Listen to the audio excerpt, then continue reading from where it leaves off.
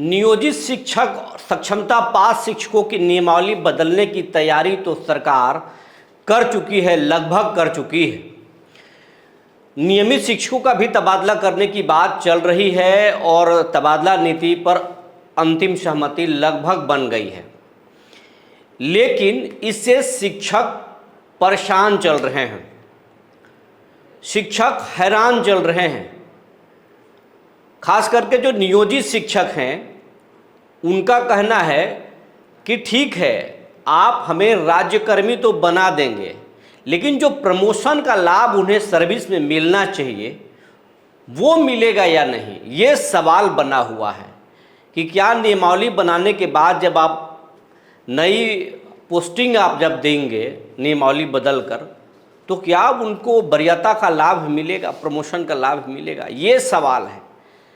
और कई लोग ये कह रहे हैं और विभागीय लोग भी बोल रहे हैं कि शायद वरीयता का लाभ सरकार ना दे। जी नमस्कार, मैं हूं विपुल कुमार और आप देख रहे हैं सूर्य विहार डिजिटल न्यूज। अब हम अपने दर्शक साथियों से, खास करके शिक्षक साथियों से विनम्र अपील कर रहे हैं, लगातार हम इधर अपील कर रहे हैं, आप हमारा सहयोग कीजिए। हम आपकी बात को लगातार पुरजोर तरीके से उठाते हैं। आपका भी दायित्व तो बनता है, हमारे चैनल को सब्सक्राइब कीजिए, बेल आइकन को दबाइए, इससे आपको सबसे पहले हमारी खबर मिलेगी। दूसरा, आपको इसमें कोई पैसा नहीं लगता है, लेकिन आपके एक सहयोग से हमारा चैनल बड़ा होगा, और चैनल बड़ा होने का मतलब है आपका आवाज़ मजबूत होना, आवाज़ बुलंद होना। अब हम मुद्दे पर आते हैं। शिक्षकों की नियमावली बदलने की लगभग तैयारी सरकार ने कर ली है और इसमें सबसे ज़्यादा जो है प्रभावित होंगे नियोजित शिक्षक, जो या तो सक्षमता पास हैं या फिर सक्षमता नहीं दिए हैं, अभी नियोजित ही हैं। अब सरकार जो अंदर खाने से बात है, जो हम आपको एक दिन पहले ही वीडियो में बता चुके हैं कि सक्षमता की बाध्यता ही सरकार समाप्त करने पर भी विचार कर रही है कि उसको समाप्त कर देंगे और इनको बिना शर्त राज्यकर्मी दिया जाएगा। क्योंकि अगर नियोजित शिक्षकों को बिना शर्त राज्यकर्मी अगर नहीं दिया गया तो कोर्ट का आदेश है नियोजित शिक्षकों के पास कि अगर वो चाहें तब वो सक्षमता परीक्षा दें, अगर नहीं चाहें तो वो नियोजित बने रहेंगे, उनकी नौकरी पर कोई खतरा नहीं आएगा। और जब वो नौकरी में बने रहेंगे और नियोजित रहेंगे तो उनका नियोजन इकाई पंचायत और प्रखंड और नगर निकाय ही होगा, और इसी नियोजन इकाई में इनका तबादला किया जा सकता है। इससे इतर इनको आप नहीं भेज सकते हैं, सरकार नहीं भेज सकती है। लेकिन अब सरकार इसीलिए चाहती है कि इनको सबसे पहले राज्यकर्मी बनाएं। अगर ये परीक्षा देंगे, अगर इनको हम देने के लिए कहेंगे तो नहीं देंगे, क्योंकि अभी भी नहीं दिए हैं, बहुत सारे शिक्षक तो नहीं दिए हैं और नहीं देंगे। क्योंकि जो नियोजित शिक्षक हैं अब सबका उम्र 40 के लगभग पार हो चुका है, उनके बच्चे बड़े हो चुके हैं, उनके फैमिली हैं, सेटल फैमिली है।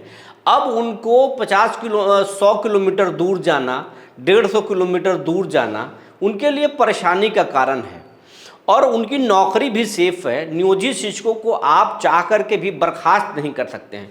कई बार कई दफ़ा अधिकारी उनको बर्खास्त करने की कोशिश भी किए, अनुशंसा भी किए, लेकिन सीधा नियोजन इकाई के पास जाता है और नियोजन इकाई में मामला जो है वो दब जाता है, क्योंकि नियोजन इकाई उनके गांव से जुड़ा होता है, या नियोजन इकाई में मोटा मोटी उनका रसूख होता है शिक्षकों का, तो आप वहाँ पर अधिकारी कुछ नहीं कर पाते हैं। तो ये दो कारण हैं, एक तो शिक्षकों पर कार्रवाई करना, दूसरा उनको ट्रांसफ़र करना। और ये जब तक उनको आप राज्यकर्मी नहीं बनाएंगे नियोजित शिक्षकों को, तब तक संभव नहीं है। तो सरकार अब इसीलिए डॉक्टर एस सिद्धार्थ जो नए एसीएस हैं वो इसीलिए बिना शर्त राज्यकर्मी बनाने पर विचार कर रहे हैं। लगभग तय हो गई है, लेकिन इसमें अंतिम सहमति मुख्यमंत्री नीतीश कुमार का चाहिए, शिक्षा मंत्री का चाहिए और मुख्यमंत्री का मेन चाहिए। मुख्यमंत्री आखिरी सहमति देंगे, उसके बाद में इसको जो है अमली में जामा पहनाया जाएगा, इसको धरातल पर उतारा जाएगा और फिर इनको राज्यकर्मी बनाया जाएगा। लेकिन मुख्यमंत्री की सहमति चाहिए। लेकिन और एस सिद्धार्थ को ये मालूम हो चुका है कि अब वो शिक्षक संगठन में दम नहीं रहा, क्योंकि शिक्षकों को कई भागों में तोड़ा जा चुका है। पाठक जी शिक्षक संघ को एक तरह से पूरी तरह से बर्बाद कर चुके हैं, क्योंकि सक्षमता पास लिए, सक्षमता की परीक्षा लिए, सक्षमता की परीक्षा जो शिक्षक दिए उनके खिलाफ नियोजित शिक्षक खूब बोले, तो अब उनमें एक विरोध हो गया है, आपस में टकराव है। सक्षमता पास वाले शिक्षकों का अलग गुट एक तरह से है, नियोजित शिक्षकों का अलग है। दूसरा, अब उसी में से नियोजित शिक्षकों का एक बहुत बड़ा तबका जो है बीपीएससी शिक्षक बन गया है। तो अब एक मंच पर शिक्षकों को आना, फिर सरकार के विरोध करना, ये अब संभव नहीं है, लगभग ये सरकार का मानना है। और सरकार चाहती है कि इसका जो है फ़ायदा जो है उठाया जाए, सबको ट्रांसफ़र दिया जाए और शैक्षणिक माहौल को बदला जाए। इसीलिए ई शिक्षा कोष ऐप भी लाया गया है। लगभग शिक्षक स्कूल पहुंच रहे हैं, ऐप से हाजिरी बना रहे हैं। ये विभाग का मानना है। लेकिन अब हम विभाग से अपील करना चाहते हैं कि आप शिक्षकों को तनाव देकर के उनसे काम नहीं ले सकते, या किसी भी व्यक्ति से आप काम तनाव देकर के नहीं ले सकते। उनको तनाव मुक्त करके आप काम ले सकते हैं। उनको उनके सहूलियत, उनसे बात किया जाए, उनके साथ क्या किया जाए, उनका ट्रांसफ़र होना चाहिए, नहीं होना चाहिए। ट्रांसफ़र होना चाहिए, लेकिन उनके सहूलियत के हिसाब से ट्रांसफ़र होना चाहिए, ताकि वो कंफर्ट जोन में रहें।